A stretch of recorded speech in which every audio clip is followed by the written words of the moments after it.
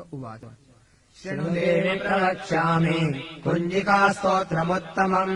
येन मन्त्रप्रभावेण चण्डी जातः शुभो भवेत् नाकवचम् नार्गलास्तोत्रम् कीलकम् न रहस्यकम् नासूक्तम् नापि ध्यानम् च नान्यासो न च वाचनम् कुञ्जिकापाठमात्रेण दुर्गापाठफलम् लभेत् अधिगुह्यतरम् देवि देवानामपि दुर्लभम् गोपनीयम् प्रयत्नेन स्वयोनिव पार्वती मारणम् मोहनम् वश्यम् स्तम्भनोच्चाटनादिकम्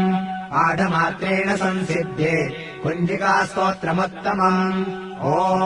ऐं ह्रीं क्लीं चामुण्डायै विच्चे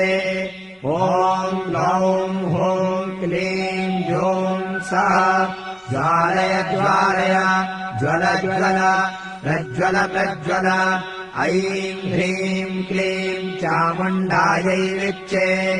ज्वल हं सं लं क्षं फट् स्वाहा नमस्ते रुद्ररूपिण्यै नमस्ते मधुमर्दिनी नमः कैटवहारिण्यै नमस्ते महिषादिनी नमस्ते शुम्भहन्त्रै च निशुम्भासुरघातिनि जागतम् हि महादेवी जपम् सिद्धम् कुरुष्व मे ऐङ्कारी सृष्टिरूपायै ह्रीङ्कारी प्रतिपालिका क्लीङ्कारी कामरूपिण्यै बीजरूपे नमोऽस्तु ते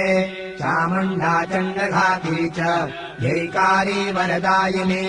विच्चे चाभयदा नित्यम् नमस्ते मन्त्ररूपिणी धाम् धीम् धूम् दुर्जटेः पत्नी वां वीं ॐ वागधीश्वरी क्रां ह्रीं ह्रूं कालिका देवी शां श्रीं शूं मे शुभम् कुरु हुं हुं हुङ्काररूपिण्यै जं जं जं जम्भनादिनी ह्रां ह्रीं ह्रूं भैरवी भद्रे